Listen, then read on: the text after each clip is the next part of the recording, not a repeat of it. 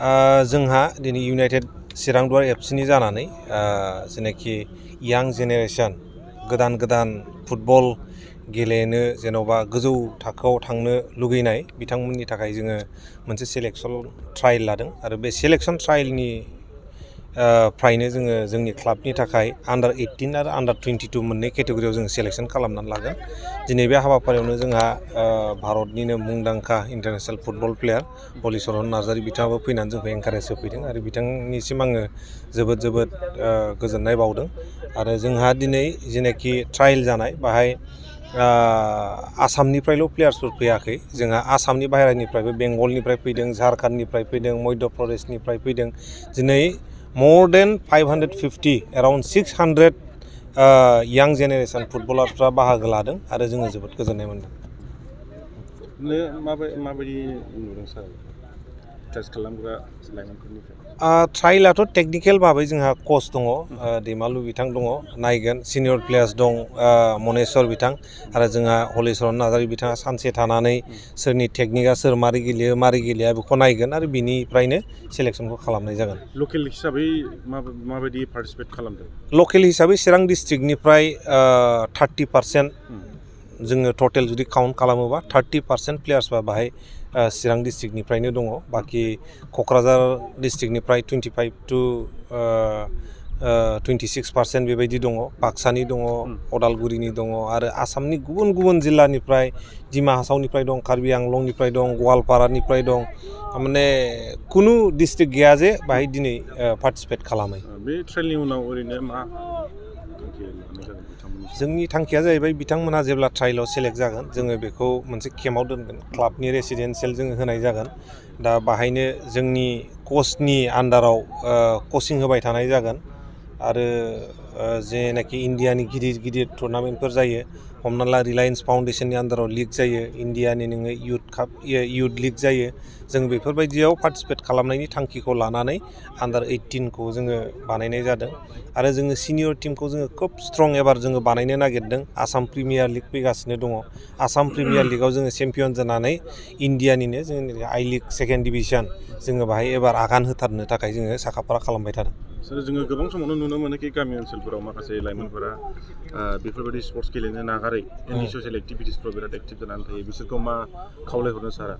दा बेखायनो स्पर्ट्सआनोखि मोनसे ओरैबायदि मेडियाम जायनाखि जोङो बेफोर एन्टि ससियेल एक्टिभिटिसनिफ्राय जोङो डाइभार्ट खालामनानै दोननो हायो। बिनि थाखायनो जोङो फुटबलनि एक्टिभिटिखौ जोङो गामि सिङाव थानानैबाबो खोब जरदारै जोङो बारायहोबाय थादों, एवारनेस लाबोबाय थादों। बयखौबो दिनै नाय जायगानिफ्रायनो एटलिस्ट 300-400 जन नोङो यां जेनेरेसनफोर फैनानै बाहाय पार्टिसिपेट खालामफैनाया नोङो गोरलै बाथ्रा नङा। बिथांमोनहा नङामोनबा जोङो दिनै प्रग्राम लायामोनबा बेलेग जुदा आननेसेसारि खामानिफ्राव एंगेज जानानै थागौमोन। दा बेबायदि जोङो बिभिन्न' एक्टिभिटि जाबाय थायोबा आंहा मोनसे फोथायनाय दङ कि यां जेनेरेसना जायफोरनाखि गाज्रि आखुफ्राव गाज्रि हाबाफ्राव नांथाबनानै दं बिथांमोनहा मोजांनि फारसे आवगायबोबाय थागोन होनना फोथायनाय दं। गोजोन्थों। दिनै प्रमद बर' सारनि दैदेननायाव जेनाखि जोङो नायबाय थादों बिभिन्न' स्पर्ट्सनि सायाव जेनाखि मावनाय बिथां सारनि जेनाखि मावनाय जोङो खोब थारमाने बाख्नायनांगोन। मानो होनोबा ISPL खुंदों, जोबोद मोनसे जोंनि गेजेराव जोंनि बड'लेण्डनि ओनसोलाव बा आसामावनो मोनसे रिभुलेसन लाबोनाय बायदि जादों।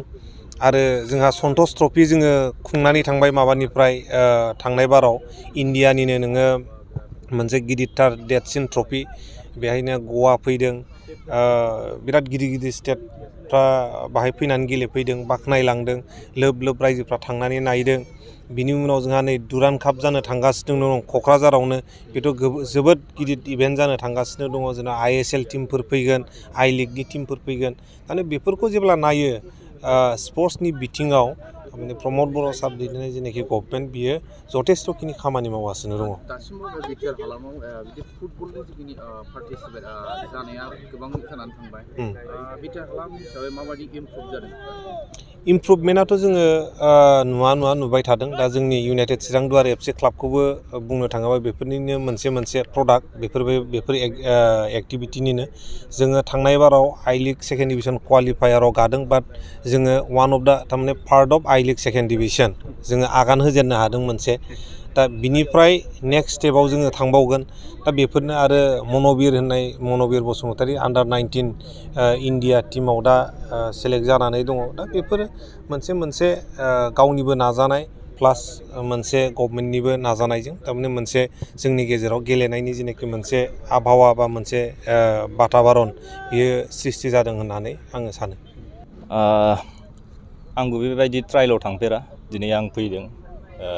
दिनै चिरां दुवार क्लाबा जोबोद मोजां खामानि मावदों इयुन गथ'फोरनि थाखाय, जेरै दिनै आन्डार 18 आरो आन्डार 23 सेलेक्सन ट्रायल खालामदों। थ' जोबोद मोजां गथ'फोरनि फिउचारनि थाखाय, जाहाथे दाब जायगानिफ्राय फैदों गथ'फ्रा बयबो गावनि रोंगौथिखौ देखायनो थाखाय।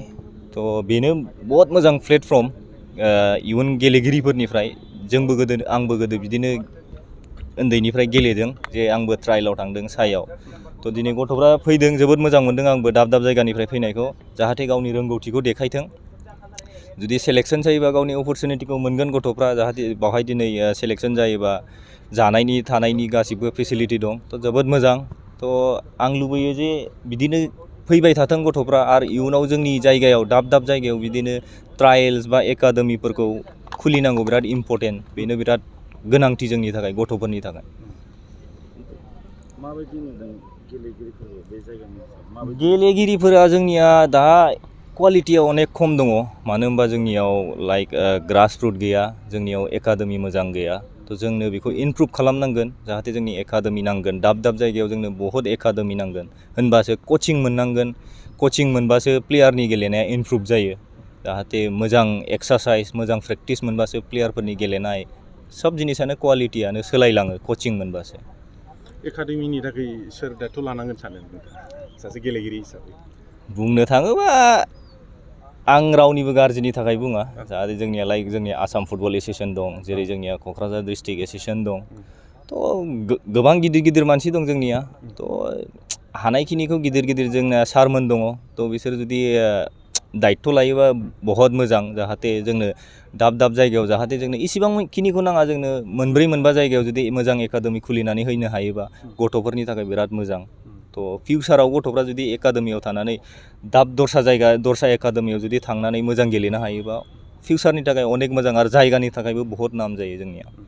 जोङो नुनो मोनोखि बेफोरबायदि स्पर्ट्स एक्टिभिटिसखौ गारनानै माखासे लाइमोनफोरा गाज्रि एन्टि ससियेल एक्टिभिटिसफ्राव लोहाबनानै थायो। बिसोरखौ मा मेसेज होनो सानो नोंथाङा? मेसेजआथ' आंनि थाखाय बहुत दङ, मानो होनबा आं बिदिखौ मोजां मोना। लाइक नों जुदि स्पर्ट्स पार्सनबा बेफोरबायदि जायगायाव हाबनांगौ जेबो माबा गैया, मोन्थाय गैया। जुदि नों स्पर्ट्सखौ गेलेनो लुबैनानै जुदि नों फोथाराव फैयो, मोनसे रिसपेक्ट खालामनांगौ। जे फुटबलखौ जुदि नों फुटबल गेलेनो फैदोंबा बा दस्रा इभेन्टखौनो नों जुदि गेलेनो फैदोंबा गोसो होनानै गेले। आजिखालि बेफोरबायदि स्पर्ट्सआवबो फिउचार दङ। स्पर्ट्स जुदि नों मोजां क्वालिटि गोजौआव गेलेलांनो हायोबा अनेक फिउचारनि थाखाय बहुत मोजां।